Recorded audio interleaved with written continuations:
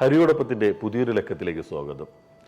ഹിന്ദു വിശ്വാസത്തിലും ഈ പാശ്ചാത്യ ചിന്തയിലുമൊക്കെ ഒരുപോലെ പറയുന്ന ഒന്നാണ് പുനർജന്മം എന്നത്.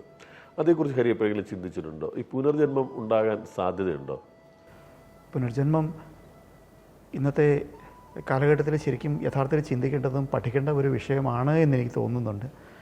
കാരണം പുനർജന്മം എന്നുള്ളത് ഏത് തരത്തിലാണ് എന്ന് നമുക്ക് എന്തായാലും ഒരിക്കലും പറയാൻ കഴിയില്ല. നമ്മൾ മുൻ എപ്പിസോഡുകളിൽ അല്ലെങ്കിൽ നമ്മൾ ആദ്യമൊക്കെ നമ്മൾ സംസാരിച്ചിരുന്നു. കാരണം മനുഷ്യൻ എന്നുള്ളത്, നമ്മുടെ ബോഡി എന്നുള്ളത് തീർച്ചയായിട്ടും ഒരു മീഡിയമായിട്ട് തന്നെ നമ്മൾ കണക്കാക്കണം. എനർജിക്ക് വസിക്കാനുള്ള ഒരു മീഡിയം. എവിടെ നിന്ന് ഒരു ശക്തി നമ്മളെ ക്രിയേറ്റ് ചെയ്യുന്നു അല്ലെങ്കിൽ നമ്മളിലേക്ക് വരുന്നു, അതിൽ നിന്ന് അതിന് വസിക്കാനും ചിന്തിക്കാനും പ്രവർത്തിക്കാനുമായിട്ട് ഒരു മീഡിയം നിലയ്ക്ക് നമ്മുടെ ശരീരം ഉണ്ടാകുന്നു.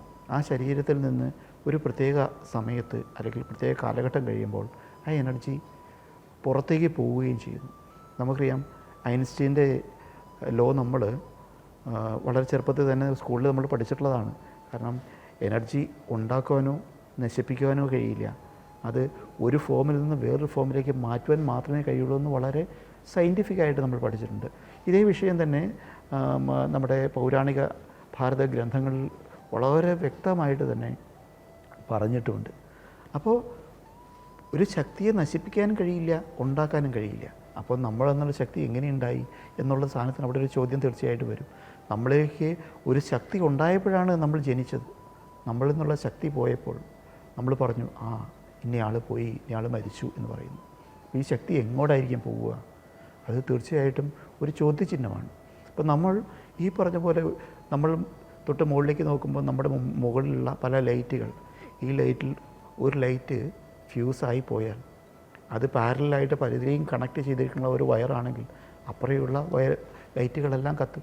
ഈ ലൈറ്റ് പോയി എന്നുള്ളത് കൊണ്ട് പവർ ഇല്ലാതായി നമുക്ക് പറയാൻ കഴിയില്ല. ആ പവറിൻ്റെ സംഭവം വേറെ നാളെ വർക്ക് ചെയ്യുന്നത്, ആ പവർ വേറെ അടുത്ത് വർക്ക് ചെയ്യുന്നത് ചിലപ്പോൾ ഒരു മോട്ടറിലായിരിക്കും, വേറെ ഏതെങ്കിലും ഒരു മെഷീനിലായിരിക്കും വർക്ക് ചെയ്യുക. അതല്ല എങ്കിൽ ഇതിലേക്കായാലും മനോഹരമായ വേറൊരു ലൈറ്റിലായിരിക്കും പോയി വർക്ക് ചെയ്യാനുണ്ടാവുക. അതുകൊണ്ട് തന്നെ നമുക്ക് ഇങ്ങനെ ചിന്തിക്കുമ്പോൾ നമ്മുടെ ഉള്ളിൽ നിന്ന് നശിക്കുന്ന അല്ലെങ്കിൽ നമ്മുടെ നിന്ന് മാറിപ്പോകുന്ന ആ എനർജി വേറെ ഏത് കാര്യത്തിലേക്കാണ് ഉപയോഗപ്പെടുക എന്ന് നമുക്ക് നിശ്ചയില്ല. പക്ഷെ ഒരു കാര്യം ഉറപ്പാണല്ലോ, കാരണം ഇവിടെ നിന്ന് ഈ എനർജി വേറൊരിടത്തേക്ക് പോകുന്ന വഴിക്ക് നമ്മളിവിടെ ഉണ്ടായിരുന്ന മീഡിയം, ആ മീഡിയം ഇവിടെ നശിച്ചു കഴിഞ്ഞു. ഈ മീഡിയത്തിലായിരുന്നു നമ്മളെല്ലാം സ്റ്റോർ ചെയ്തിരുന്നത്, ഈ മീഡിയത്തിലായിരുന്നു നമ്മൾ ആസ്വദിച്ചിരുന്നത്, നമ്മൾ ഈ നാട്ടിൽ ഭക്ഷണം കഴിച്ചിരുന്നത്, ഭക്ഷണത്തിൻ്റെ സ്വാദറിഞ്ഞിരുന്നത്, മറ്റുള്ളവരെ നമ്മൾ ഭത്സിച്ചിരുന്നത്, ചീത്ത വിളിച്ചിരുന്നത് എല്ലാം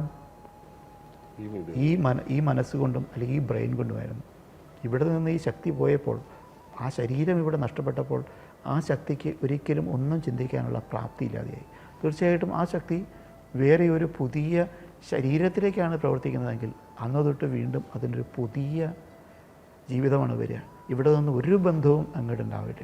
അത് ചിലപ്പോൾ ഒരു ജീവനിലേക്കായിരിക്കും വരണ്ടാവുക, അതല്ലെങ്കിൽ വേറെ ഏതെങ്കിലും തരത്തിലുള്ള പ്രവർത്തനത്തിലേക്കാണ് വരണ്ടാവുക. ഈ ശക്തി ഒരിക്കലും നശിക്കില്ല എന്നുള്ള ഒറ്റ കാരണം കൊണ്ട് തന്നെ നമ്മുടെ ശക്തി നാളെ വേറെ ഏതെങ്കിലും ഒരു കാര്യത്തിന് ഉപകാരപ്രദമാവും എന്നുള്ള കാര്യത്തിൽ നമ്മൾ സംശയിക്കേണ്ട കാര്യമേ ഇല്ല എന്നാണ് എൻ്റെ വിശ്വാസം. കൂടുതൽ പഠനങ്ങൾ ഈ വിഷയത്തിൽ ഉണ്ടാവട്ടെ എന്ന് മാത്രമേ നമുക്ക് ചിന്തിക്കാൻ കഴിയുള്ളൂ. പുനർജന്മത്തെക്കുറിച്ച് ഹരി പറഞ്ഞതുപോലെ തന്നെ കൂടുതൽ പഠനങ്ങൾ ഉണ്ടാവട്ടെ. മറ്റൊരു വിഷയവുമായി വീണ്ടും കാണാം.